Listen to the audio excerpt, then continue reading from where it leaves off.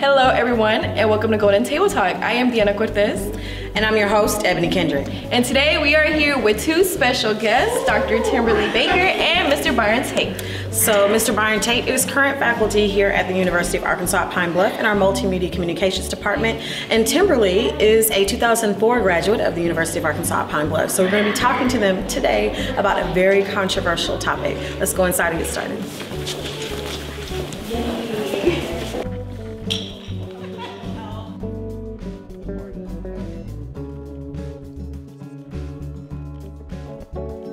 So welcome to our inaugural episode of Gold Table Talk, right? So we have a couple of guests today. We have Dr. Kimberly Baker, who is joining us from, what's the university? University of Southern Indiana. Okay, so tell us about your position there. What do you do? So I'm in the Pot College, and I am an assistant professor of teacher education. Wonderful. And so it's my understanding, Dr. Baker, that you are a 2004 graduate of the University of Arkansas at Pine Bluff. I am. Wonderful. What do you think about your experience here, just as a whole? I really do credit being a graduate of UAPB with just giving me the self-confidence and I guess background tools, right, in order to go forth and get my PhD. You know, I tell this story often. I just did it on a podcast not too long ago about Dr. Linda Joshua, who at the time was a professor in teacher education, told me, you need to go get a PhD in educational leadership and policy studies. And I was like, I don't know who she's talking about, because surely she's not talking about me. Right. And I now have a PhD in educational leadership and policy studies with a minor in law. And so, like, she saw something in me I didn't see in myself at the time. Shout out to her. Yeah, exactly. So what I'm going to do now, I'm one of your hosts, Ebony Kendrick. I'm going to throw it to my co-host, Tiana Cortez. Okay, so we're here to speak about HBCUs versus PWIs. So I'm going to go ahead and go on to the first question. Most people tend to say that the campus life at an HBCU feels like home, as in everyone is sort of a big family and mostly everyone knows each other. With that being said, what is the campus life like at a PWI? So I think this will be an interesting thing because, Mr. Tate, your experience, if I understand, you graduated from a PWI, correct? And that's a predominantly white institution. And what year was that? 86. 86. And so now you are currently teaching at an HBCU. Right. So I'm definitely, I would like to hear your perspective. You know, Dr. Baker and I were talking beforehand. As far as campus life, she said she lived on campus all 4 years, and that would be rare, I think, at most institutions. I think that's probably the reason that this campus, I started here in the fall of 17, and very quickly came to think of this campus as, I said, it seems like a little Ivy League school because everybody knows everybody. Mm-hmm. And I think the fact that students stay on campus their entire career here adds a lot to that. And I think it comes down to size. You know, a school like, thousands and thousands of students at, say, a UCA or a Fayetteville, you just don't have that quaintness. Right. And those students, they may stay on campus their freshman year, and then they're in an apartment somewhere. Right. Here, if you are going to school here, chances are you are on campus and you are eating with people in the cafeteria, and you are seeing them, and special functions, there are your friends because they live here. I think that's probably the main difference, is that you are here on campus. And it's typically a smaller campus to start with. Yeah, it is. So in your experience, because you were at the University of Arkansas Fayetteville in the 80s, right? Like, how long did you stay on campus? I never stayed on campus. So you stayed off campus the whole time? Right. Well, I didn't go. I went to UCA. Okay. And I stayed on campus one semester. Okay. And then got special permission and moved off campus. So were you sick of everybody on campus? Did you like your personal space? I just wanted space. Yeah. You know, because that's the only thing about living on campus is the whole roommate situation. It's interesting, though, because I had the same roommate all 4 years, too. Wow. Yeah. One cool thing that we do here that people say is that if freshman year, the freshmen stay at the Herald Complex. Yeah. So they say if you didn't stay at the freshman complex, you didn't experience anything, because the freshman complex is only for like freshmen. So that's where you get to know everybody in your class. So yeah, and then with other dorms like the Hunt, the Delta, the JBJ, it's mixed. Anybody can live there. But at the Herald Complex, it's just complete freshmen. Affectionately known as the Plex. The for Plex. everybody else. Yeah. I lived in the Plex. So did it's too. a kind of a level playing field. It is. It's You like see nobody everybody. knows anybody, Yeah. or nobody knows It's very like you many get to know people. everybody Yeah. in your class, who you're gonna graduate with, who's in your major, and who you're in the band with, you know? So I think that's pretty cool. That's a really awesome. good point. Awesome point. So I'm going to switch gears here and kind of, I guess, set the seriousness of the conversation. So I'm going to ask both of you, and either of you feel free to answer. Why were historically Black institutions or universities created? Well, I mean, we all know the historical institutional racism, segregation, legal segregation of education. And so just by virtue of white supremacy being able to dictate that certain individuals can go to certain schools and other individuals cannot, or certain individuals have the right to education and other individuals do not. And in the process of doing so, even as you move into the ability to get an education, it's still a segregated education, right? And so HBCUs being created through a system that subjugates one group of people over another. Right. Yeah, I'd have to agree with that. The HBCUs came into play before civil rights, before '64, and the reason they became something is because whites wouldn't let blacks go to school at the white institution. So all these institutions have grown up because the black population wasn't allowed to go to school on white campuses. So you have hundreds of HBCUs that I guess are right at 100 that are there because as a testament to the racist history that this country has had. So I'm going to throw like a little spin in here for both of you. Are they still needed? What are your opinions? Like in today's climate, especially, with both of us being students, and I don't want to, turn this into a political conversation or, begin bashing one, group over the other, but the administration right now is a little hot-headed, a little loose, so they like to play fast and loose with race. We saw that in terms of being really aggressive. So with this particular country's mindset, are those institutions still needed? Do you feel like we've gone far enough where, everybody can expect to get equal education in both spaces? That was a lot, I know. It was deep, it was heavy. You put some rocks in my backpack. Again, we were conversing before we started here, and I remember a story. I'm not even sure if the Black Miss America pageant still exists, but in the time when I was having this conversation, the conversation of the day was, why do you need a Black Miss America pageant when we've got you can compete in the Miss America pageant? And the most beautiful answer I saw was, forever and a day you would not let us compete in the Miss America pageant, so we have created the Black Miss America pageant. And just because you now say, oh, you can come over and play here, doesn't mean we have to give up our institutions that we created because forever and a day you wouldn't let us play.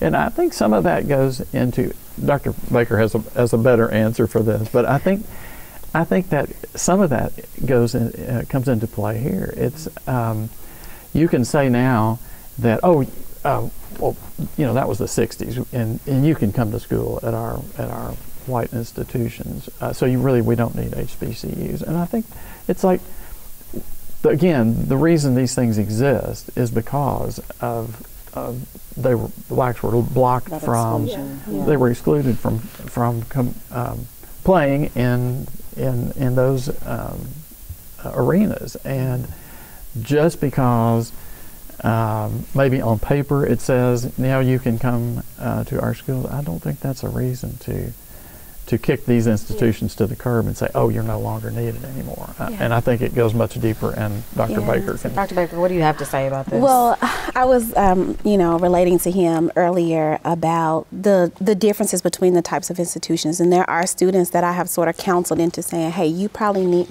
that are in a PWI, to say, hey, you might fare better if you go to a HBCU. But for myself, my own personal experience, and for others, HBCUs are still necessary. And overwhelmingly, without even those who, whether you land on political debates around racial progression and, post-racial society and all those sort of things, the fact that you're saying post-racial automatically denotes that racism is present, was present, however you want to negotiate that, so you can't sort of deny that presence. But overwhelmingly, to me, the necessity of HBCUs are about a black student or a student of color's ability to interrupt the racist dialogue that's constantly happening for them, and to put on pause the burden of race by being at a black institution. And so it doesn't eliminate racism in your life, but it does reduce the burden of dealing with it on the day-to-day. Because in that age range of 18 to 21, you're developing, you're trying to figure out who you are, all of those things. And to add the racist dynamic to that makes it even more difficult to do. So for myself, I went to a predominantly white schools growing up. And so being here was very much an opportunity to just be, without the burden of also being black, without being sort of pigeonholed into this certain perception of what it means to be black. And you get some rest for that while you figure out who you are. Because from 18 to 21, you're trying to figure out, do I still believe in God? Like my mama told me, Jesus is your best friend, and now I'm in school and I'm not sure. You're dealing with all these other dynamics, your sexual orientation, just sort of who you want to be, who you're purposed to be, who you're created to be. But when you're also dealing with racism, it's much more difficult to determine who you are if you also are trying to figure out, not only is Jesus still your best friend, but am I good enough based on the color of my skin because this particular professor or this person said X, Y, and Z to me at this PWI, and I don't know how to interrupt that and figure out if this is really who I am. And so it interrupts that for you to say that puts that racist dialogue on hold. I'm going to have to deal with it at some point, but it puts it on hold for a couple of years so that then I can now move forward and have a stronger identity, self-identity, walking away from college that would have been harder to negotiate. And that's what I see for a lot of students at PWIs. They get lost in the milieu of that, and they really struggle to figure out who they are because they've got these racist perceptions coming at them. And then they also are trying to just figure out sort of that underlying what everybody does in that age range. I told you she had a good answer. Yeah. She did. So I'm going to ask you this, because you've gone to school in both spaces, you worked in both spaces. Do you feel like the HBCU experience prepares you for going out into the real world? Absolutely. So one of the things that I was, Mr. Tate and I were talking about earlier too, is this idea of academic rigor. And some people, their perception of HBCUs is that they're less academically rigorous. And whether you want to argue academic rigor or not is one thing, and I'm going to set that aside for a moment. But what going to a HBCU does teach you is tenacity and the ability to learn. If you learn how to learn, you can learn anything. So you may not come out as the best expert in your particular degree area from an HBCU based on academic rigor, but what you have learned is how to learn. And that is so valuable because then you can learn whatever else, and tenacity to do whatever it is that you are then setting forth to do, right? Versus I can have all the academic knowledge, but if I can't figure out how to do more than just that set of things, I am of less value in whatever space that I then go into versus someone who knows how to learn and who has tenacity to reach for and get. Too. Yeah. The HBCU environment, I think, definitely teaches perseverance. And I also want to say, being a Hispanic at an HBCU, you know, I had to pick between HBCU or a PWI. But when I came to HBCU, I saw people of color having goals, wanting to be somebody in life. And that made me feel good because I was like, I'm a person of color. I can see that these people can do it, I can do it. And I felt that if I were to go to a PWI, I would have felt more like in competition with them. Whereas at HBCU, we feel like we're all doing this together and we all want to succeed. So, yeah. And you see more people that look like you here. Which is often really important because as a faculty member at a PWI, what you often get is students who gravitate towards you because they're like, I literally had a woman stop me in the stairwell one day and she was like, "You work here?" And I was like, "Yes." And she said, "Like, you teach here? Like, you're a faculty member?" And I had my name tag on and everything. I was like, "Yes." And she was like, "Oh, I need your information. Like, can I come to your office? Can I come talk to you?" Was not in my major area, right? Was not my student based on major whatever, but it was just that I was another person of color. She was a black woman. Just an outlier. Right. And she's like, "I need to connect with you." And I don't know what that feels like. Like, because here, like you gravitate, you kind of gravitate to who you gravitate to. And of course, there's a lot of grooming though that goes on, I think, here in a personal thing, especially UAPB, with motivating you to be your best self and building good professional relationships and those skills. So awesome. When we were talking, you mentioned your husband. Yeah. And then your cohorts here and his observation of you guys and his experience. I think that's compelling. If you want to out him. I was telling him my husband went to University of Arkansas in Fayetteville too. But one of the things that he was surprised by and impressed by was when he met my friends who I graduated college with or whatever. He was like, "Man, y'all doing like big things in whatever areas you're in."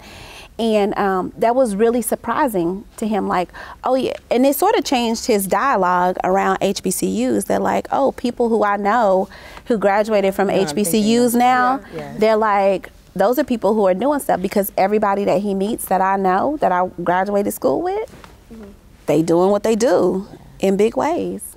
So, we were talking about some social media things that you had seen. Yeah. Go ahead and... So what I saw was a tweet that said a 4.0 at a PWI is equivalent to a 4.0 at a HBCU. That is the craziest thing I've ever heard. And then what surprised me was that the person that tweeted it was a black woman. So it's not surprising. That's a whole other like dynamic there where you have black people who graduated from PWIs and you have HBCU graduates, and there's a constant clash over who's better. That's also one of my questions. Why do you think there is so much beef on social media about HBCUs versus PWIs? As in, why do you think students at PWIs try to degrade HBCU students? I was on a panel when I was in graduate school at Indiana University where they had an HBCU panel. And so everybody, was like 11 of us on the panel who had gone to all different HBCUs from over the country. And all of us were in PhD programs in graduate school. And the majority of the audience were undergrads. And one of the major questions was, well, if HBCUs are so great, then why are y'all here? Right? Yeah. And so, and so we answered the question was that, well, white supremacy, historical racism, institutional access, different things, resources, and so on. Unfortunately, in our HBCUs don't have as many graduate programs. There's some, but they don't have as many. And so, but what you see is overwhelmingly black students who do come from HBCUs successfully complete That's true. their PhDs as well. So back to the tenacity, learning to learn those pieces, right? So everybody that I was on the panel with finished their PhD. Every single one of us who were from HBCUs finished. So I think that piece is really important, right? Because yes, we don't have these particular areas in our at our HBCUs. At the same time, though, clearly you can see both we had the academic ability to get into this school at the graduate level, right? And the ability to complete at the graduate level too. That's amazing. So I'm gonna ask a question here. And I know there are like a lot of different facets to this question, but what are the major differences between the HBCU environment and the PWI environment? So I'll start with you. The major differences, you know, when I in my oral comm class, I have 30. I'll usually have around 30 students, and I'll just as an icebreaker, we'll go around the room, and you know, a lot of those students, I get the impression, I don't drill down like in public with them, but I get the impression that a lot of them are first generation going to college. That it's financially quite a stretch for their families, and so that is a very small little view of the difference, I think, because I think PWIs, you would not see that as many that are stretching it out to get to school. You know, they are perhaps have other means or access to you know, grandpa's money or whatever. But these students seem like there is a fervor to like, I know I am fortunate to be here, and there is a seriousness there with them. That is again, that's kind of a small peephole look into the differences, but I have taught at both places and see students, you know, in introductory courses, and that's my impression, that it is. And plus the again, the HBCUs are smaller. Right. I think you said the largest one is 6,000. So many are in that sort of Ivy League-ish, you know, 3,000 to 5,000 kind of enrollment. And I think there is a certain quaintness or family atmosphere. I get that impression. And I've, like I said, I've only been here a couple of years. I agree. And it's, she knows her, he knows him, they live together, and they're, you know, those kind of things create quite a bond of you're studying, I'm gonna study, and I will help you and you can help me. I think that is, to me, that jumps out as being a big difference between the two.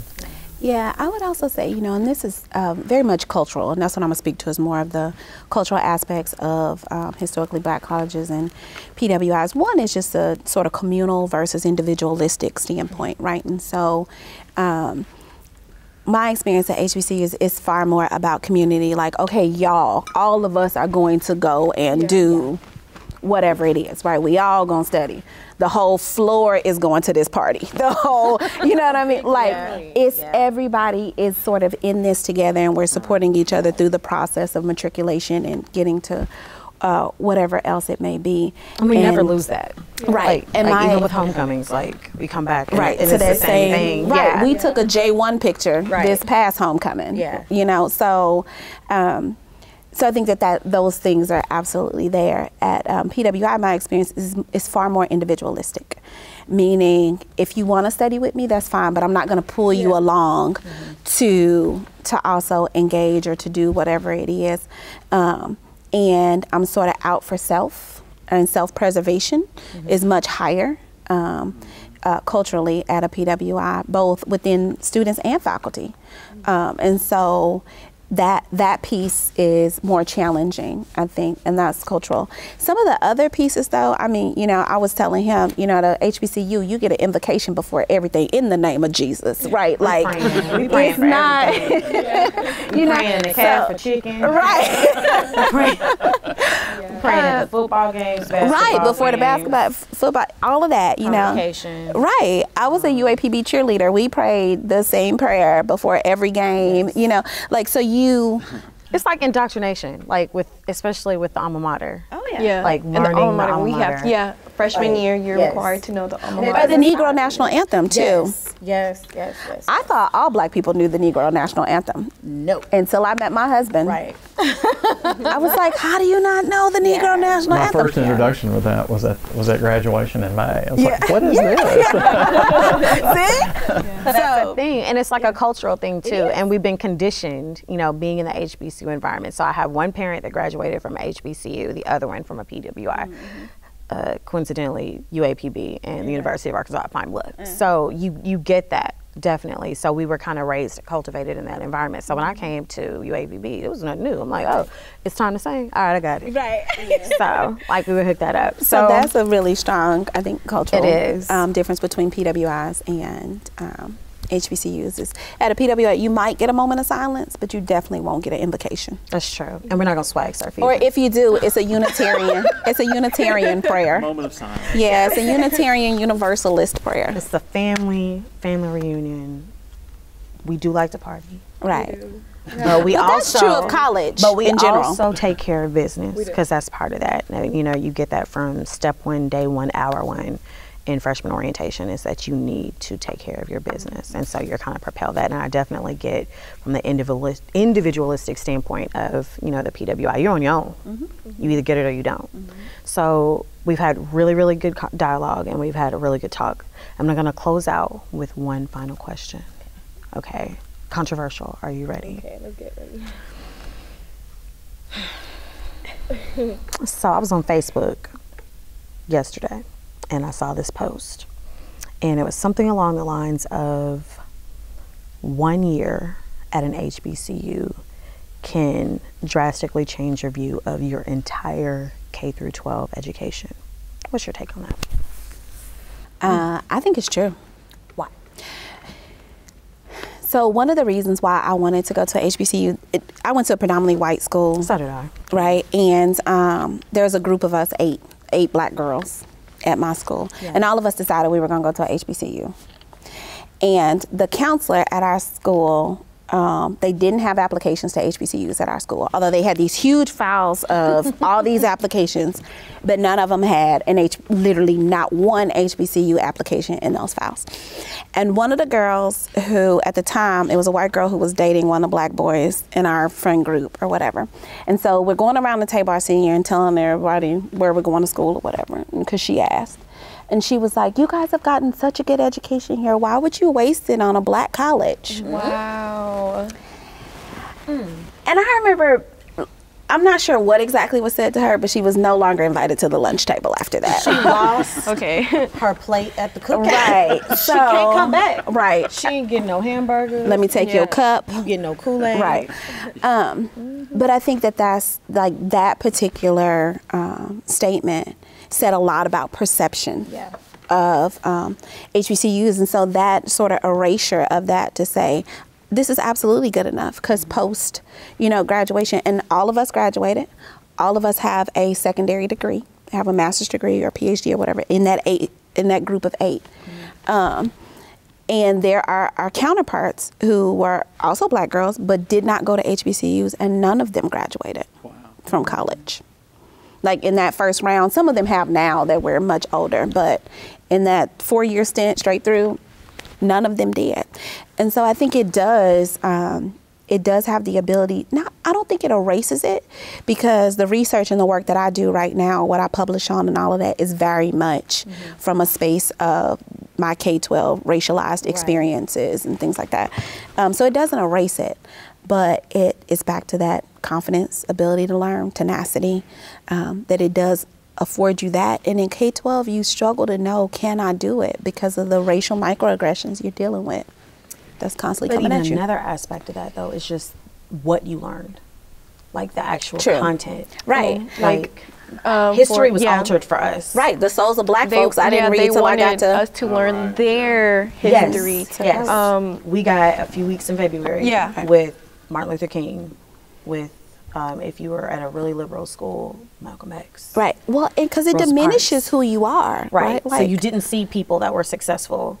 Like, you got a very small subset, and then you come to an and HBCU. Even when you get them, it's the same people over and over and over again. And you don't learn anything outside of that. And let's be honest, MLK has been deracialized. Agreed. So he is American as a holistic American. He is not a black man specifically that has done these things. He is a metaphor for American greatness. He has been deracialized, and there's a narrative that goes with that. That's fine. That's a representation that's also necessary. I'm not saying that that's a bad thing, but him as the epitome or the precipice of like now. And I learned so much more than that in coming to an HBCU and for my own daughter. Like, that is why I am not shoving her. I just want to say that. I'm not making her. I'm not making her. But I've strongly suggested that she go to an HBCU for her undergrad education.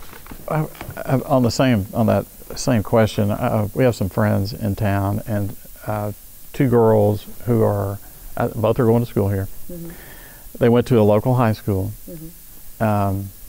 These are very smart young ladies, but their experience at the high school, and probably for much of their K through 12 experience here in town, was the story that one of them tells is that when she was a senior, she tried to get the school to do something for Black History Month, and there was a lot of pushback. And we let the teachers handle that, which I was telling Dr. Baker, which that means we're just not going to do it at all because the teachers aren't going to pick it up.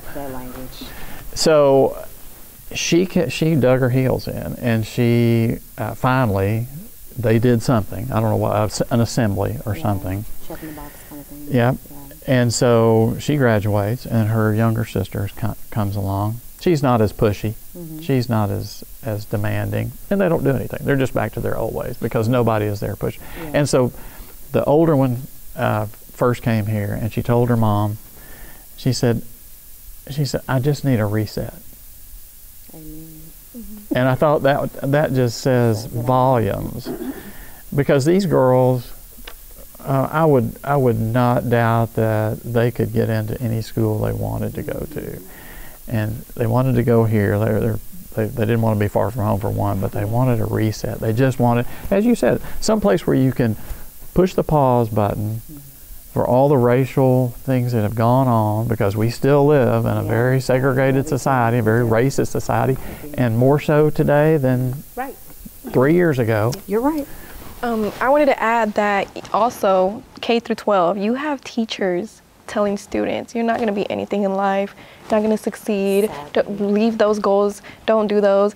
But when you go to when you go to a HBCU, the teachers want the best for you. They push you, they see potential in you. So that's another thing that I feel that, 1 year at a HBCU erased the trauma from the teachers telling me negative things.